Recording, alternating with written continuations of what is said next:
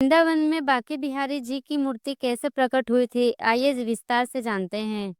बांके बिहारी मंदिर की मूर्ति है बेहद चमत्कारी, रहस्य जान रह जाएंगे हैरान। बांके बिहारी मंदिर में स्थित मूर्ति का स्वरूप जितना मनमोहक है, उतनी ही वह मूर्ति रहस्यमय है। बांके बिहारी मंदिर में भगवान कृष्ण की मूर्ति के दर्शन के लिए देश भर से ही नहीं बल्कि विदेश तक से लोग आते हैं।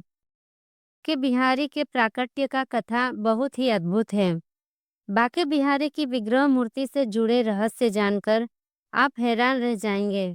बांके बिहारी मंदिर के बारे में तो आपने सुना ही होगा। वृंदावन में स्थित बांके बिहारी मंदिर को लेकर कई मान्यताएं हैं।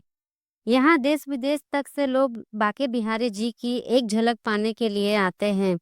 वैसे तो मथुरा वृंदावन में भगवान कृष्ण के बहुत सारे मंदिर हैं, लेकिन बांके बिहारी मंदिर की प्रसिद्धि अलग ही है। बांके बिहारी मंदिर कई चमत्कारों से भरा हुआ है।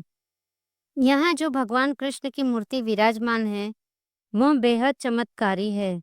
मान्यता है कि इस मूर्ति में एक नहीं बल्कि दो प्राण का वास है। आइए जानते हैं बांके बिहारी मंदिर में मूर्ति कहाँ से आई है और इससे जुड़े रहस्य। बांके बिहारी मंदिर की मूर्ति है बेहद चमत्कारी। बांके बिहारी का प्राकट्य।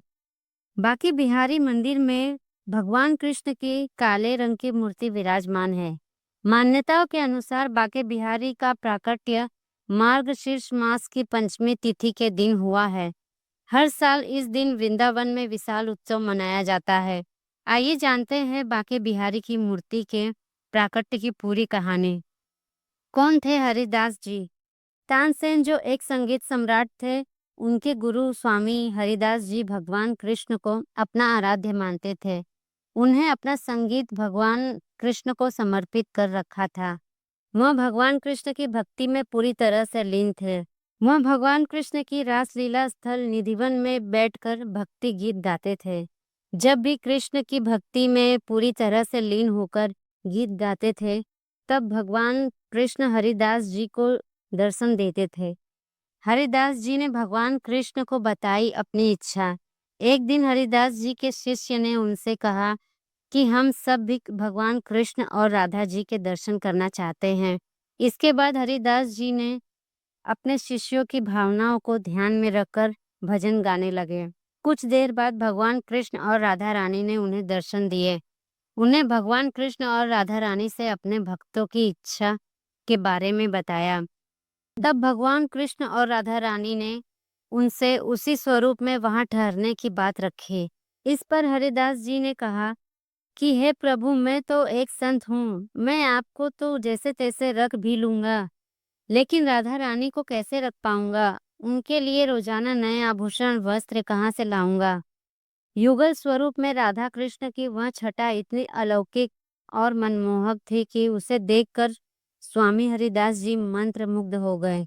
कहा जाता है कि राधा कृष्ण का वह दिव्य रूप इतना अद्भुत था कि साधारण मनुष्य उसे लगातार देख नहीं सकते थे। भक्तों की इस असमर्थता को समझते हुए और स्वामी हरिदास जी के अनुरोध पर राधा और कृष्ण ने एक एकल स्वरूप धारण किया। यह स्वरूप श्याम यानी बादल और दामिनी यानी बिजली के समान था, जिसमें श्याम वर्ण के कृष्ण और गौर वर्ण की राधा एक ही विग्रह में समाहित हो गए। यही बांके बिहारी जी का विग्रह है, जो वर्तमान में वृंदावन के बांके बिहारी मंदिर में विराजमान है। बांके का अर्थ है तिरछा या मुड़ा हुआ और बिहारी का अर्थ है आनंद लेने वाला। चूंकि भगवान कृष्ण इस मूर्ति में त्रिभंगा मुद्रा यानी तीन जगहों से मुड़े हुए मुद्रा में है, इसलिए उन्हें बांके बिहारी कहा जाता है।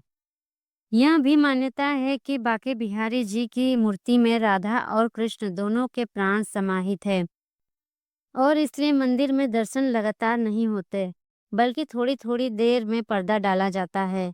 इसके पीछे एक कारण यह बताया जाता है कि यदि कोई भक्त बिहारी जी की आंखों में लगातार देखता रहे, तो वह अपने होश खो सकता है, क्योंकि उनका आकर्षण इतना प्रबल है कि भगवान स्वयं भक्त के प्रेम से बंधकर उसके साथ जा सकते हैं। तो संक्षेप में बांके बिहारी जी की मूर्ति स्वामी हरिदास जी की अद्वितीय भक्ति और संगीत साधना के कारण राधा और कृष्ण के संयुक्त दिव्य स्वरूप के रूप में निधिवन में प्रकट हुई थी।